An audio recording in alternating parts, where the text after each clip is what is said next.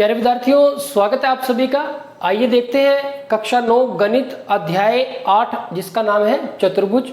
और यहाँ पे हम चतुर्भुजों से संबंधित थ्योरम्स या परिमेय कर रहे हैं। तो आज के लिए जो हमारा परिमेय है वो है परिमेय 8.7 और इसकी परिभाषा है कि यदि एक चतुर्भुज के विकर्ण एक दूसरे को समद्विभाजित करें तो वह एक समांतर चतुर्भुज होता है। परिमेय 8.6 में हमने सीखा कि समांतर चतुर्भुज में जो विकर्ण है एक दूसरे को समद्विभाजित करते हैं। और यहाँ पे क्या कहा गया है कि अगर विकर्ण समद्विभाजित करें तो वह एक समांतर चतुर्भुज होता है। तो यहाँ पे प्यारे बच्चों अगर हम बात करें कि क्या दिया गया है, हमारे पास एक चतुर्भुज दिया गया है। तो एक चतुर्भुज हम बना लेते हैं, कैसा भी एक चतुर्भुज आप बना सकते हैं। तो यहाँ हम एक चतुर्भुज बना लेते हैं। ABCD हमने एक चतुर्भुज ले लिया,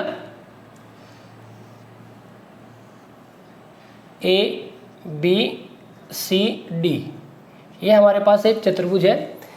तो हमने लिखा कि ABCD एक चतुर्भुज जिसमें यदि एक चतुर्भुज के विकर्ण एक दूसरे को समद्विभाजित करें। तो विकर्ण हमारे पास एक तो है AC और दूसरा है BD जो कि परस्पर बिंदु O पे मिलते हैं। तो क्या है कि ये जो विकर्ण है एक दूसरे को समद्विभाजित कर रहे हैं, यानी कि क्या है हमारे पास कि AO बराबर है OC के। एक तो ये गिवन है हमारे पास AO और OC बराबर है, और दूसरा हमारे पास AO OC के बराबर है और BO OD के बराबर है। तो ये हमारे पास गिवन है। अब हमें सिद्ध क्या करना है? हमें सिद्ध करना है कि ये एक समांतर चतुर्भुज है। सिद्ध करना है हमें कि ABCD एक समांतर चतुर्भुज है। तो ये हमें सिद्ध करना है। तो इसमें भी हमें किसी प्रकार की विशेष रचना की आवश्यकता नहीं है, तो सीधा ही हम इसका प्रूफ देखते हैं।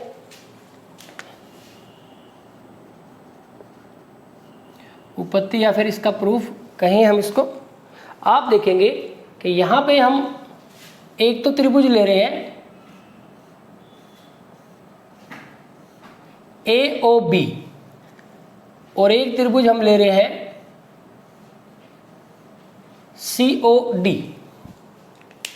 आप इनमें देखें कि त्रिभुज AOB और त्रिभुज AOB और दूसरी हमने ली है COD में आप देखेंगे कि AO और OC या CO बराबर है, दिया है।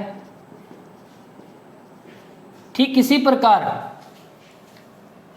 ये इसके बराबर है क्योंकि विकर्ण एक दूसरे को समद्विभाजित कर रहे हैं, और जो हमारे पास OB है वो OD के बराबर है। तो OB और OD बराबर है, OB और OD भी बराबर है हमारे पास। ये भी दिया है।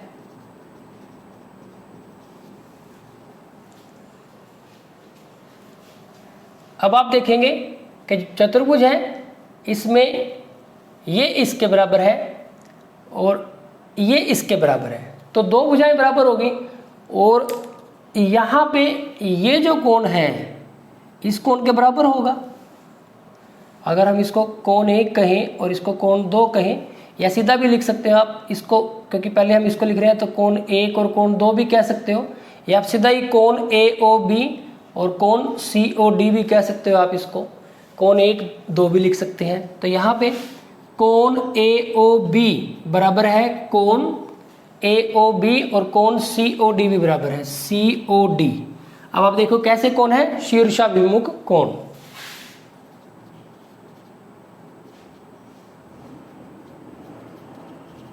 शीर्षाभिमुख कोण हो गए हमारे पास ये। अब आप देखेंगे कि एक त्रिभुज की दो भुजाएं और उनके बीच का कोण, दूसरी त्रिभुज की दो भुजाएं और दूसरे त्रिभुज की दो संगत भुजाएं और उनके बीच के कोण के बराबर है, तो इसका मतलब जो त्रिभुजें हैं वो कैसी है, सर्वांगसम है। तो त्रिभुज AOB कैसी है, सर्वांगसम है किसके, त्रिभुज COD। और अगर त्रिभुजें सर्वांगसम है तो संगत भाग बराबर होंगे। यहाँ पे सर्वांग समता का कौन सा नियम लगा है, यहाँ पे सर्वांग समता का नियम लगा है SAS, सर्वांग समता। तो ये हमारे पास नियम लग गया। अब अगर ये बराबर है, सॉरी सर्वांगसम है त्रिभुजें, तो इनके संगत भाग बराबर होंगे, तो इनके संगत भाग भी बराबर होंगे। तो इसका अर्थ ये हुआ कि हमारे पास जो ये कोण है, क्योंकि अब हमने इसका नाम तो यूज नहीं किया, हमने सीधा ही कोण लिखे हैं, तो ये जो कोण है तो ये इस कोण के बराबर होगा। इसका मतलब कोण 1 बराबर कोण 2 के होगा। किस नियम से, CPCT, सर्वांगसम त्रिभुजों के संगत भाग, सर्वांगसम त्रिभुजों के संगत भाग। अब आप देखें कि यहां से AB और DC दो रेखाएं हैं और AC तिर्यक रेखा है और कोण 1 और कोण 2 बराबर है। तो कोण 1 और 2 कैसे हुए, एकांतर कोण हो गए इन दो रेखाओं और इस तिर्यक रेखा के लिए। तो अगर ये कोण बराबर है तो ये दोनों रेखाएं समांतर होंगी।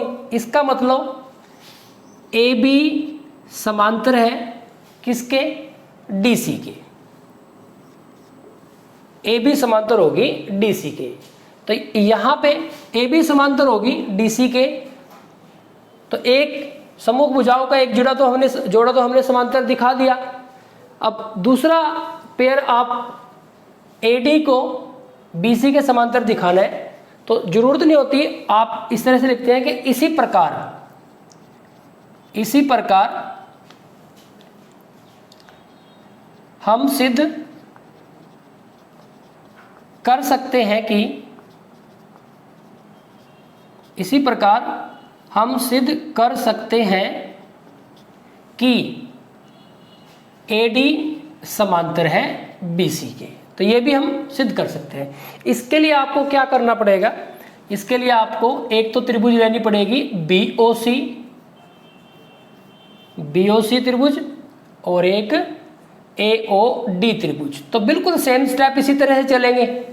अब आप देखेंगे ये इसके बराबर है, ये इसके बराबर है और ये शीर्षाभिमुख कोण बराबर है, तो फिर हमारे पास वही हो जाएगा कि इसी नियम से, ऐसे सर्वांग समता नियम से ये दोनों त्रिभुजें कैसी हो जाएंगी, सर्वांगसम हो जाएंगी।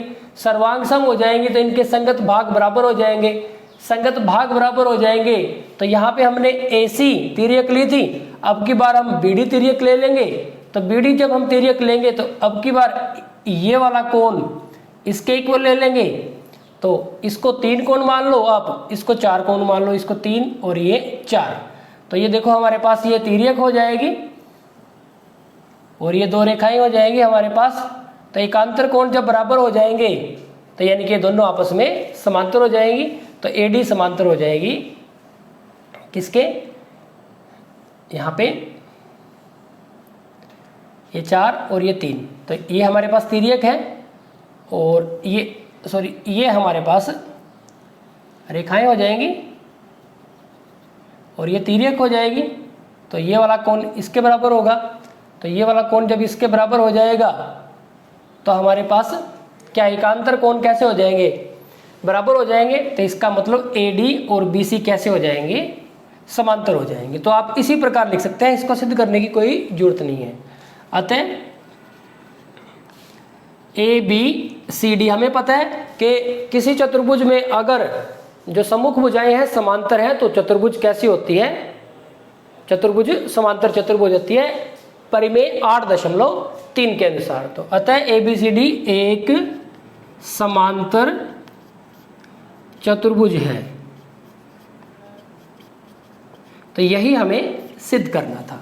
प्यारे बच्चों रिपीट कर रहा हूं, जैसे आपने ये किया है इसको करना चाहे तो कर सकते हैं, अदरवाइज आप इसी प्रकार से आप इसको लिख भी सकते हैं। तो आमतौर पे क्या होता है, एक पार्ट दिखा के इसी प्रकार लिख दिया जाता है कि इसी प्रकार हम सिद्ध कर सकते हैं कि ये इसके समांतर है। तो प्यारे बच्चों यहाँ पे हमारे पास परिमेय 8.7 कंप्लीट हो जाता है। आज के इस वीडियो लेक्चर में इतना ही, लगातार प्रैक्टिस करते रहिए। Thank you very much.